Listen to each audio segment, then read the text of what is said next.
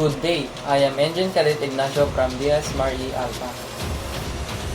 So, today, I will be discussing the application of UNCLOS to the maritime claims in the South China Sea. The United Nations Convention on the Law of the Sea, or the UNCLOS, serves as the primary legal framework governing maritime claims and disputes, including those in the South China Sea. The region has become one of the most contested maritime areas in the world due to overlapping claims by multiple states. It includes China, the Philippines, Vietnam, Malaysia, Brunei, and Taiwan. These disputes primarily revolve around sovereignty over islands, reefs, and maritime features, as well as the rights to fisheries, hydrocarbons, and strategic control over vital sea lanes.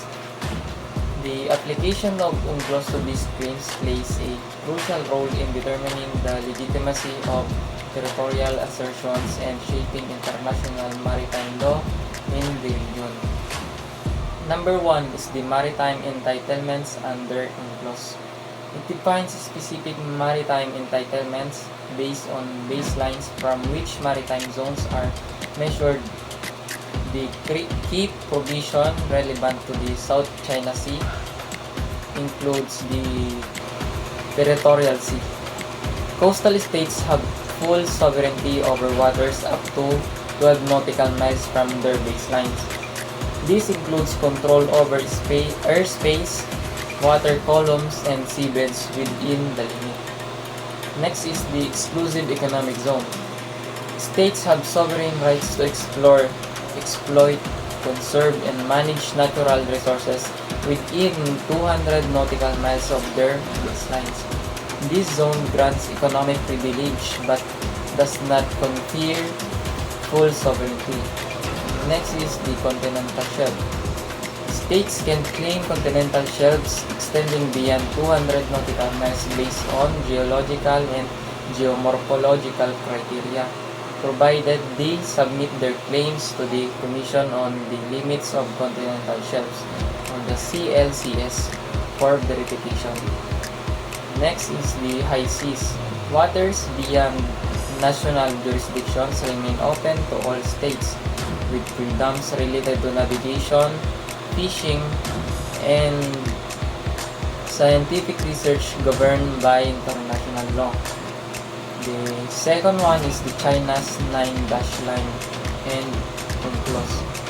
China asserts historical rights over nearly the entire South China Sea through its so-called 9-dash line, an ambiguous demarcation that predates UNCLOS.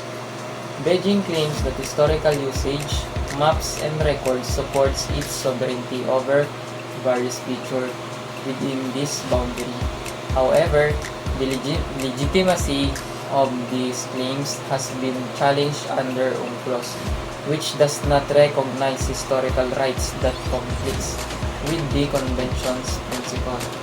In 2013, the Philippines initiated arbitration proceedings under Annex 7 of UNCLOS, challenging China's expansive claims. In 2016, the Permanent Court of Arbitration, the PCA, ruled that China's historical claims had no legal basis under UNCLOS and that maritime entitlements must be determined by the Convention's framework. The ruling also stated that features like the Spratly Islands could not generate exclusive economic zones or continental shelves. Despite this legal setback, China has been refused to accept the ruling and continues to assert control over contested waters through military presence, artificial islands construction, and enforcement action against foreign vessels. The third one is the Philippines and Vietnam's claims under UNCLOS. The Philippines and Vietnam both rely on UNCLOS to substantiate their maritime claims. The Philippines claims part of South China Sea based on its exclusive economic zone and continental shelf entitlements under UNCLOS. The 2016 Permanent Court arbitration ruling supported its claim by confirming that features like Scarborough Shoal and part of the Spratly Islands fall within the Philippines exclusive economic zone, granting its sovereign rights to exploit resources in these waters. Vietnam asserts sovereignty over the Paracel and Spratly Islands.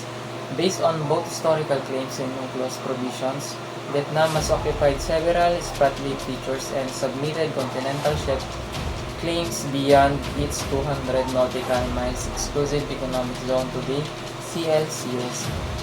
However, China has rejected these claims, leading to frequent maritime confrontation between Vietnamese and Chinese vessels.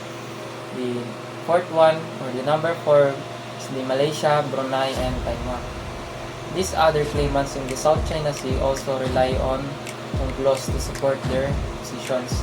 Malaysia claims parts of the Spratly Islands and other maritime features based on its exclusive economic zone and continental shelves under UNCLOS. It has been submitted claims to the CLCS and has actively developed oil and gas resources with its maritime jurisdiction. Brunei claims are limited to its exclusive economic zone, avoiding direct territorial disputes over islands but conflicting with China's broad assertion with the Hindlash Line. Next is Taiwan. It administers Ito Aba or Taiping Island, the largest naturally occurring feature in this Spratlys. While it claims that Ito Aba is a fully entitled island capable of generating an exclusive economic zone, the Permanent Court Arbitration ruled that Ito Aba is legally a rock under UNCLOS. Limiting its maritime entitlements, Taiwan's status as a non-UN member complicates its ability to formally participate in UNCLOS mechanisms. The number 5 is UNCLOS Dispute Resolution and Regional Stability. UNCLOS provides mechanisms for disputes resolution including arbitration, conciliation, and judicial settlement through the International Tribunal for the Law of the Sea. However, China has rejected third-party adjudication preparing bilateral negotiations with individual states. This approach weakens multilateral legal frameworks and allows China to exert greater influence over smaller regional actors. So once again, I am Enjan Kalit Ignacio. Thanks for watching.